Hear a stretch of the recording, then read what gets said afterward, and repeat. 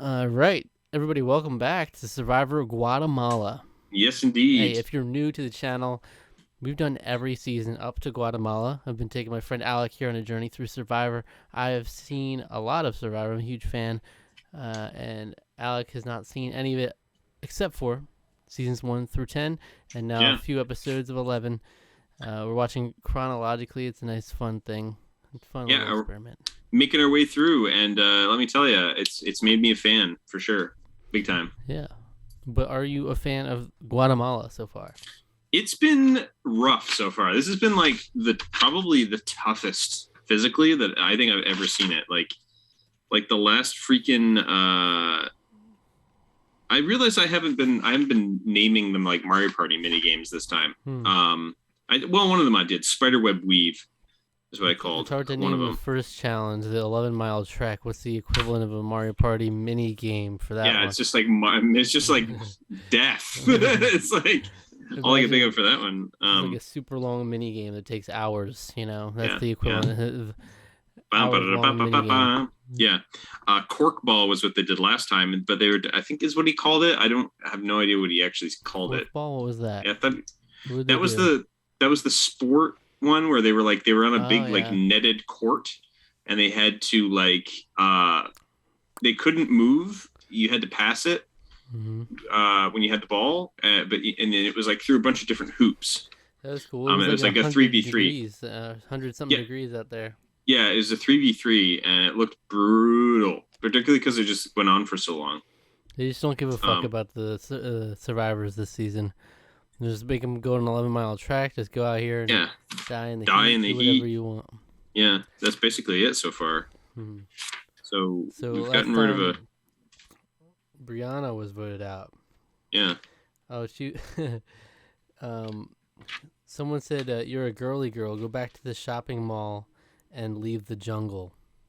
Who said that? That was Jamie? I think it was Jamie. Yeah, he really hates everyone. He hates women. He hates women. He hates all women. He's like Trump. Yeah, because he said Brianna's not pretty or crazy, so it's not his kind of girl. Yeah, I was like, what? What do you mean crazy? Then that was why I was like, what the hell do you mean crazy? If I've learned one thing over my dating experience is that you don't do something. I'm not gonna say it because this is a family friendly show. Hands with crazy. You don't hold hands with crazy. We'll call it holding hands. Yes, we don't hold hands with crazy. This is not a family-friendly show, by the way, but I don't want to just... You don't fuck a crazy person, huh? Yeah, basically, more or less. That's how the phrase goes. That is how the phrase goes, yeah. You don't put your fucking in crazy.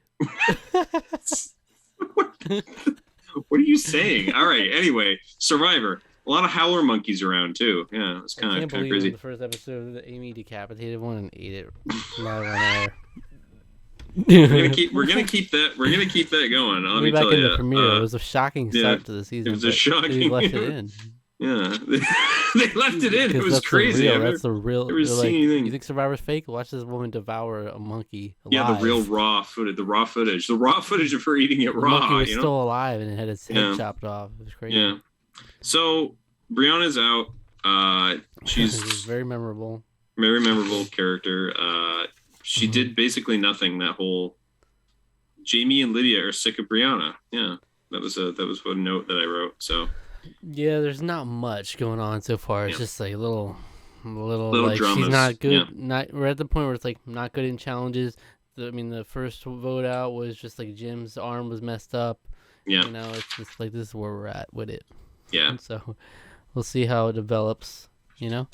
Yeah. And as always, you can click the link in the description to see the highlights of our reaction as we watch the episode, and then come back afterwards for the discussion. Okay. All right. See you then.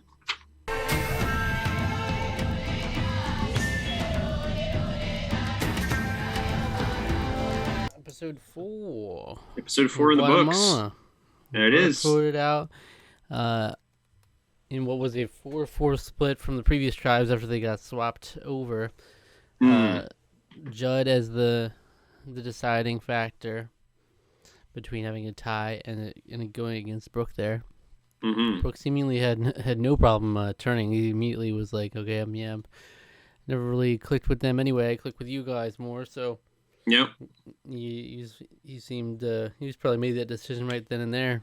Yeah. It was sort of it felt very much like what happened with Xi'an, in a way. In a sense, because of the sense that it's like, wow, I never clicked with my tribe. I was an outcast. Hey, it's new people. Great. Mm-hmm. And then it was like, oh, well, you're still on those. In that case, it was like, I never said anything about a merge. Mm-hmm. But this time it was like a legit. It wasn't a merge. It was just a legit like swapping around everyone. But then Judd's like, hey, this is a perfect opportunity for me to Yeah. get out of this situation. So now we have this alliance between the original. I always get them mixed up. But the original Yasha. Yasha tribe, where Jamie, Steph, Lydia, and Rafe, and now Judd added on to that. Against now, who are the three? Margaret. We got Margaret, Cindy, and what was Brooke? And that was it. So now it's just Margaret and Cindy. Margaret and Cindy are all that's left of that. Yeah. That's interesting though. Judd is an interesting, he's been a fun character, so it'll be interesting to see him as that in this role here. Yeah, it's interesting that I knew he probably had a little bit more going on than just like he's the guy. He said some goofy nonsensical stuff, but like I think wasn't Margaret was the one that was like, actually you guys should do this, and him and Bobby John were both like venting about it. Like, who dare a woman tell us what to do? I was like, get over yourselves, guys. Yeah, but he probably just probably doesn't get along well with women. Might be a woman thing. And Steph is just, a man's woman, kind of, she's a tough woman, so I can hang with her, Jersey girl. But, yeah. Maybe. I don't know. I think it was like, it's an older woman telling him what to do, and it just didn't, they probably just didn't get along, but like Stephanie's, down in the dirt. She's got grit. So now, Margaret and Cindy are in a real bad spot. It's like, that's a really hard spot to maneuver. Yeah. Because that's likely, like, if you have a 5-2, you're likely to just be picked off if you go back to tribal council. There's not much room. All because Cindy was voted the most Nakum of the tribe. That's right. That's right. And they had an even split. What was the split on the other tribe? There's 4 and 3, or it's 4 and 3. Yeah. Wait. So Gary and Amy both stayed on. They both stayed on Yasha, and the only other Yasha member that's still on their team is Bobby John. And then they got. Wait, no, Bobby John was Nakum, right? Oh yeah, he was on Nakum. Yeah, he swapped over. That's right. Yeah. Oh god, it's so confusing. It's so confusing because like. But I think Danny was Danny was the opposite tribe of Gary. Yeah. She was with Bobby John. I don't know. We can iron that out later. When we get some more of that tribe. It is a little confusing. How it worked. Like you were saying, we were just getting used to these people and these tribes. And now they're switching it all around, making it all confusing. Hey, we immediately saw this is the most interesting episode so far in terms of strategy. It was, yeah. A lot of stuff going on. A lot of things at play. Brandon. We had Brandon and also Brian. Mm-hmm. So Brandon and Brian stayed on Yasha. Yeah. And Brian got Brandon, as well as there's another person that came over too. Oh, Bobby John and Amy, and I don't know. Anyway, all that logistic stuff got swapped around a lot. We'll just say that. This is after their questioning little reward challenge, where they ask questions about the tribe's member, and they gave them a couple apples, a picnic, and a shower. Yeah, and then they're like, with the "Who's the most spirit? Who's the most loyal? Who's got the most tribe spirit?" And they're like, "Oh, well, you're the new leader of this tribe, or you're the representative." It's not like the leader, but it's like Yeah. you now represent this tribe. So it's like, oh, okay. So I mean, that was So fun. They gave him a little bit of things to enjoy because they've been so hard on him, mm, and then this little twist here. So then they had this is Judge Jungle. Oh, they yeah, had Gary and Danny a little interaction there because it's the first time they're seeing each other, and Gary's doubling down on his Gary Hawkins identity. yeah. So And she was like, "Yeah, you played for this team." He's like, "You went to college and you played for football at like Michigan State." He's like, "No, I went to school there, but I didn't play there. I wish I did." mm-hmm. He's it's like it's really good. Like he I know she's not convinced because she's like, "I know that's him." But for some reason he doesn't want to say it, and she, at this moment in time, she's respecting that desire for privacy, at least at this period of time. It's Mm-hmm. interesting. It's going to be interesting to see that play out, though. See how that whatever comes of that, because I'm sure something will. Yeah. But I mean, she's a sports analyst or something. yeah, she's like a sportscaster, sports analyst. Yeah. So do really like these sports people? They really know like they could recognize any ex NFL player just like that. Like, If you are an analyst, well, he was a pro, so he wasn't just college ball. He played professional. I don't remember Gary Hogenboom.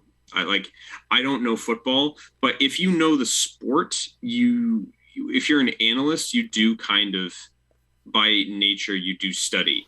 You do study like old rosters and old like really good players of previous eras. So I wouldn't surprise me if she, especially even if she saw his name, she might even be like and match the name to the face. She's like, oh yeah, I know that name because I mean Hagenboom is not, and he's saying Hawkins, yeah. but she would be like Hagenboom's not a normal name. I feel like that in and of itself would stick out, and she would be able to probably match that face to the name Gary and be like, wait a minute, that's Gary. That's not Gary Hawkins. That's Gary Hogaboom. Hogaboom. Yeah. So yeah, I mean, I think it's believable. I mean, it for sure. Just knowing all what analysts and people that study stuff like that. I had a friend in high school who would every single day he would write out the starting five of every NBA team, and then he would go in and do all the benches for all of them. Every single team. That's like hundreds of names that you'd have to know. Mm-hmm. Maybe not hundreds. That easily over 100 names that he would know.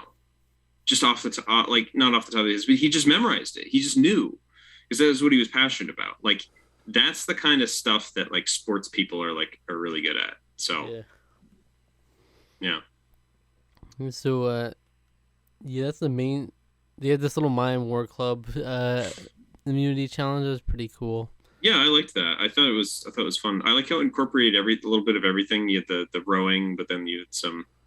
Then it was you even had a little bit of sabotage going on there, a little bit, you know. Yeah. But and then Yasha ultimately wins that, and the main headline of tonight's episode is will Judd flip or not? Yep. And so, what do you think of his decision there? I think for him for the now, I think it makes the most sense. I am interested in seeing because like it's interesting because seeing Jamie and Stephanie talk about it, they were like, we like Judd. We want Judd. Like Judd was like, yeah, we want him. Like we can flip him easy. We like him. He's he's a good guy. And Rafe will vote for whatever we say. And who's their other one? Oh, they had Lydia.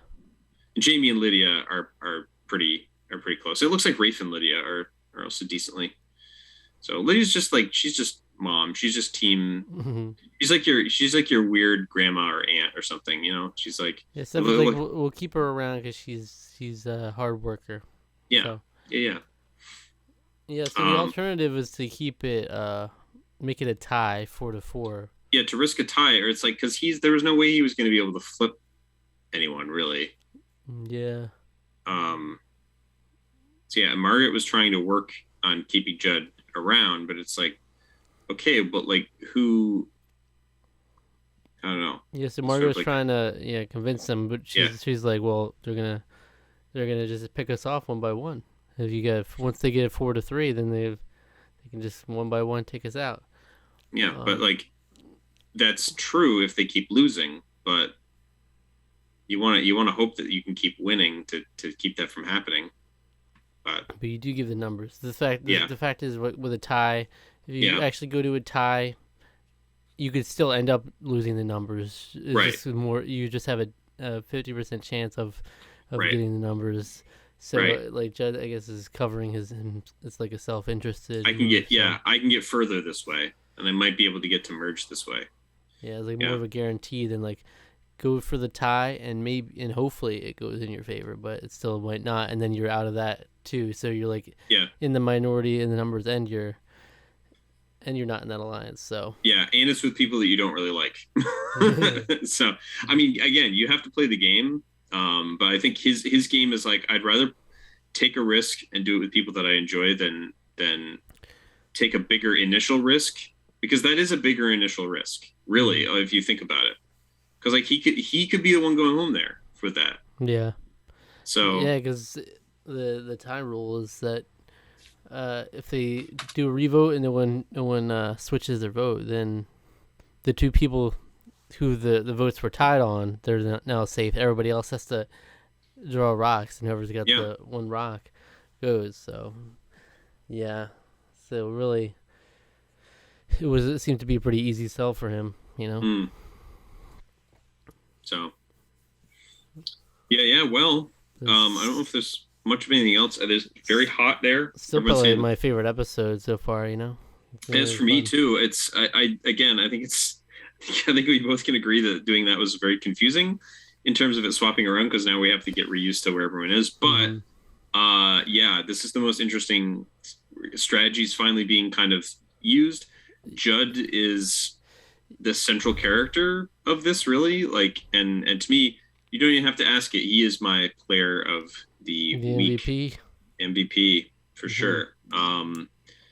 Seeing his like, you can see all over his face too, like how like thinking he never came across as like the thinker, but like you really could see that he was really thinking about stuff this time. It was really it was pretty cool. So yeah, like it is confusing the swap, but I think I've got it all figured out on this tribe at least. I just have to relook at the other tribe, remember how it started. Right. But this one now it's kind of easy to see that just Margaret and Cindy are on the outs, and then the Judge just attached to the rest of them there.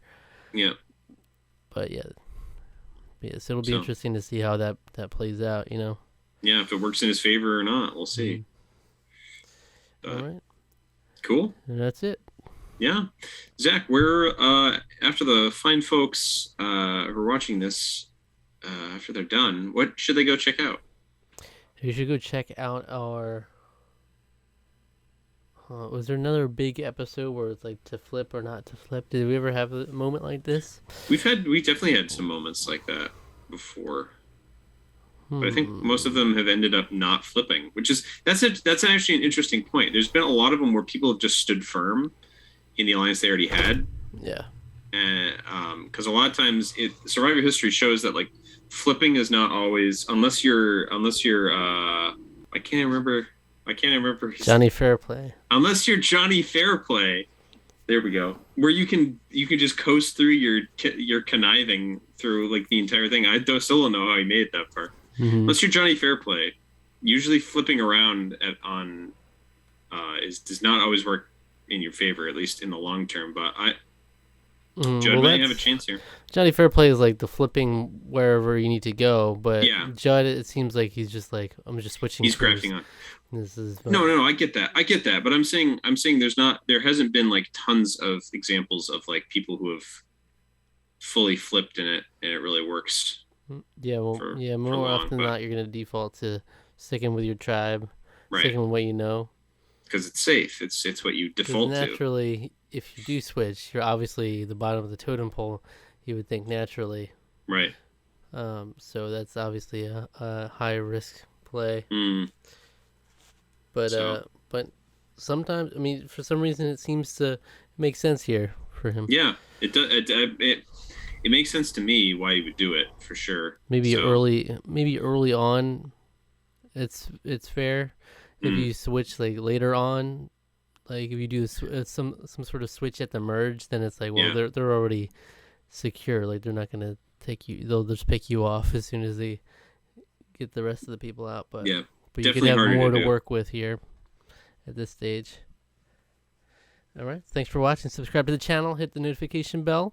Like the video. Click all the links in the description for our social media, and if you want to leave any feedback for us. And hey, come back next week for more Survivor Guatemala. Yeah. All right.